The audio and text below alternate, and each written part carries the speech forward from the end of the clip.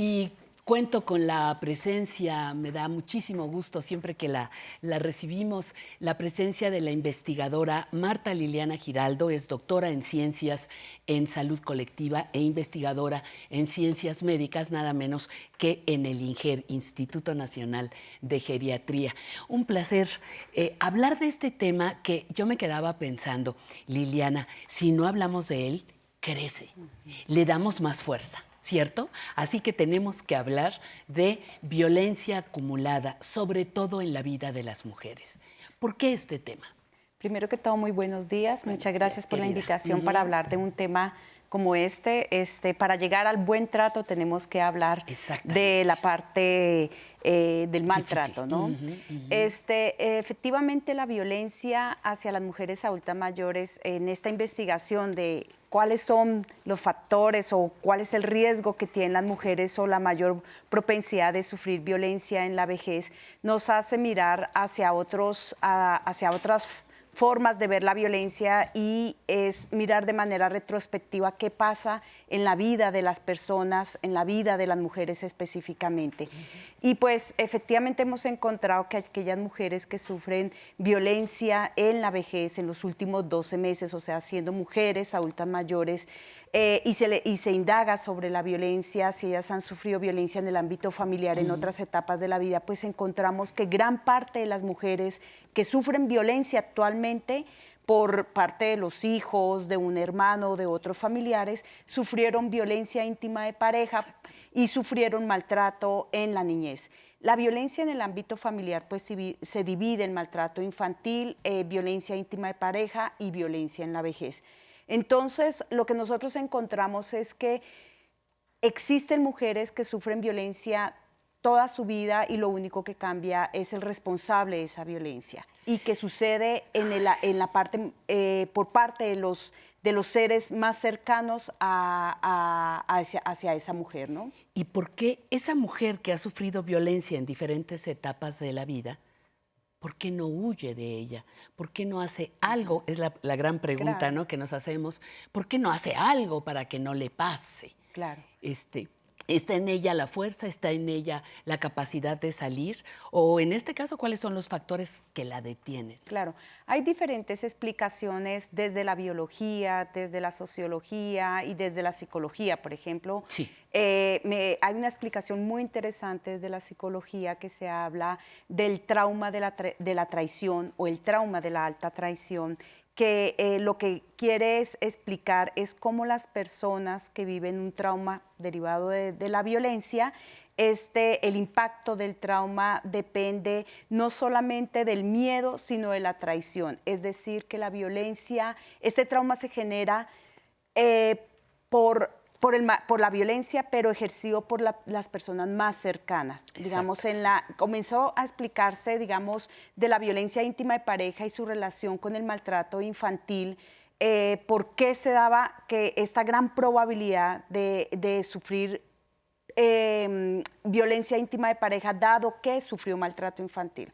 Entonces, lo que explica la psicología es que las personas, se genera un trauma de alta traición y las personas, el impacto que tiene es reducir la capacidad en la propia persona para identificar relaciones violentas. O sea, se reduce la capacidad de la persona para identificar la traición, así se llama, por parte de las personas más cercanas, sobre todo de las personas que depende emocionalmente, ¿Quién me tiene económicamente. que cuidar? ¿Quién la tiene? ¿Quién me tiene que cuidar? Empezamos papá, mamá, hermanos mayores, abuelos.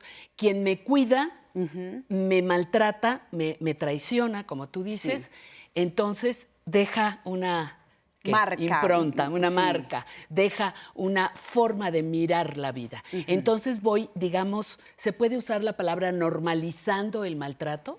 Yo ya no estoy tan de acuerdo, digamos, con ese concepto de normalizar el maltrato. Yo creo que es un impacto muy fuerte en las personas, es un trauma que tendríamos que entrar a curar. Como que normalizar es decir, bueno, vemos todo normal, aceptamos estas acciones, así es y todo, pero realmente es una cuestión de salud mental, de la salud emocional en la persona que fue agredida, que fue transgredida, y entonces tiene un efecto en su vida que tendríamos que entrar a reparar a través de la clínica, de la psicología, y pues verlo como una normalización en las relaciones, no, o sea, realmente tiene un impacto en su vida que no le permite identificar y parar estas relaciones abusivas hacia las personas con las que tiene mayor confianza. ¿Tiene repercusiones en otras áreas de la vida de la mujer mayor? ¿Llega vulnerada en otras áreas? Totalmente, porque lo que se ha visto es que los eventos de maltrato, de violencia hacia las mujeres, además que genera problemas de salud física, problemas, podríamos decir, de gastroenteritis, y cualquier otra situación, estrés insomnio, y todo. Exacto. Genera problemas de depresión, de ansiedad, y la depresión y ansiedad conlleva a otras situaciones adversas en la salud de la persona, ¿no? De la que la está sufriendo. Y pues en la mujer adulta mayor se vuelve como un cúmulo, una suma de eventos adversos, además del maltrato, de la violencia, pues mayor soledad, mayor tristeza, mayor depresión, que al final de cuentas pues va a generar enfermedades y una mayor multimorbilidad en la vida de las personas, ¿no? Me quedo pensando que también puede producirle una autodevaluación, una baja autoestima, Sí. pues debo ser tan horrenda que me lo merezco. ¿No? Debo ser tan horrible que... Y es una devaluación también para no merecer en otras cosas. No merezco estar sana, no merezco ser feliz, no merezco ser exitosa, no merezco que me quieran. Híjole, se va haciendo una pelota enorme. Exacto, o sea, no en todas las personas, pero No, no en todo, por efectivamente sí hay supuesto. una desvalorización, digamos, de la propia persona, y como también decía, también hay síntomas depresivos en la persona que no le permite como encauzar, digamos, otros retos, otras aptitudes frente a las relaciones, ¿no? Interpersonales. Y sí, efectivamente, puede conllevar a la soledad, a sentirse sola, la persona no construir redes de apoyo. Entonces, obvio que todo esto tiene un impacto pues en la calidad de vida de las mujeres adultas mayores y también de los hombres que sufren maltrato en esta etapa de la vida. Claro, hay hombres también que reciben. ¿Quiénes son los principales entes agresores de las personas mayores? Bueno, principalmente cuando nosotros hablamos de maltrato en la vejez y tratamos de hacer una distinción entre violencia íntima de pareja, porque hay una extensión de la violencia conyugal en esta etapa de la vida, pero cuando, por ejemplo, sacamos la violencia íntima de pareja y analizamos solamente el maltrato hacia las personas adultas mayores, pues vemos que los principales agresores son los hijos, desafortunadamente.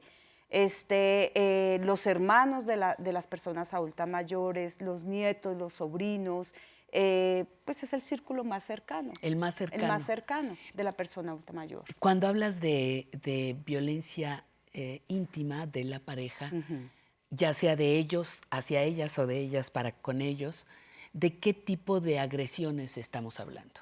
Bueno, es como principalmente, un tema prohibido. Claro, siempre, por ejemplo, sale en los estudios principalmente la violencia psicológica porque es más fácil hablar de la violencia psicológica, Sí. o la violencia psicológica muchas veces está relacionado con otros tipos de violencia, con la violencia física que está muy presente, pero lo más importante es la violencia económica, que es lo que tenemos que generar una mayor conciencia todos, y este programa creo que es un buen espacio para hablar de eso, de la violencia financiera o económica, en donde los familiares consideran que pueden utilizar el dinero o los recursos económicos de las personas adultas mayores. Pero para llegar a este abuso financiero, económico, pues se pasa por la violencia psicológica. Alrededor de esto hay chantajes, hay intimidación, hay diferentes tipos de acciones que llamamos violencia psicológica para poder llegar a lo que es el abuso económico o financiero. Me pongo a pensar en las mujeres mayores que fueron amas de casa toda su vida, toda su vida. Hoy no están jubiladas, hoy no les pagan vacaciones y hoy se les ve como un peso social, cuando dejaron toda su vida en el trabajo en casa no remunerado, Claro. en el trabajo no reconocido. y ahora le dice el esposo o los hijos, es que tú no haces nada o no hiciste nada, ¿no? Porque no tiene un título universitario o porque no salió al trabajo fuera. Pero poco se valora el trabajo que significa el trabajo doméstico. Hacer de comer, el cuidado de la familia, la limpieza, el cuidado general, la escuela, ¿no? Y muchas de estas mujeres que hoy tienen 85, 90 años están enfrentando esta violencia económica. Sí, efectivamente. Ahí hay varias cosas importantes porque cuando hablamos del cuidado y de la participación de la mujer adulta mayor y cuando se valora al interior de la familia, pues la mujer adulta mayor continúa ocupando un estatus porque sigue siendo funcional, por así decirlo. Exacto. Brindando cuidados, el cuidado de los nietos, el cuidado de otros, de los familiares enfermos. Entonces, de alguna forma, tiene cierto nivel. Caso que no sucede, digamos, con los hombres, ¿no? En los hombres es todo un asunto importante analizar qué sucede con ellos cuando salen del mercado laboral por jubilación o algo y regresan a un hogar en donde probablemente no realizaban ninguna actividad más allá de dar una aportación económica. Que no conocen ni a los que viven ahí. Exacto. Entonces, sí, o sea, aquí hay como que tocar varios puntos, digamos, de la participación de las mujeres adultas mayores dentro del hogar y mujeres que, como tú muy bien mencionaban, que a lo largo de su vida no realizaron trabajo extradoméstico, no tienen una jubilación, no tienen, digamos, un ahorro y no tienen unos recursos económicos propios y que eso de pronto las puede poner una mayor vulnerabilidad dentro de sus hogares. Y fíjate que hay otra cosa, Liliana. Todavía se les dice, ay, mamá, ven a cuidar o te llevo a los niños, a la mascota, al perro, al coche, pero sin cobrar, porque sigues sin reconocer que ese trabajo es un trabajo. Claro. Y no es un trabajo remunerado. Entonces, no hay opción para estas mujeres más que la buena voluntad de la familia, ¿no? Sí. Y es injusto porque trabajaron toda la vida. Es injusto, el trabajo doméstico no es reconocido y pues sí es injusto totalmente para las mujeres adultas mayores que lo realizan. Pero poniéndolo sobre la mesa, Liliana, invitamos a pensar y a reflexionar sobre el tema. Totalmente. Muchísimas gracias. Muchas Te vamos gracias. a dar lata porque la violencia económica, la violencia en la pareja, hay un montón de cosas en las que tú eres especialista y nos va a encantar que vengas otra vez Muchas gracias. a conversar con Muchas nosotros. Gracias por la invitación.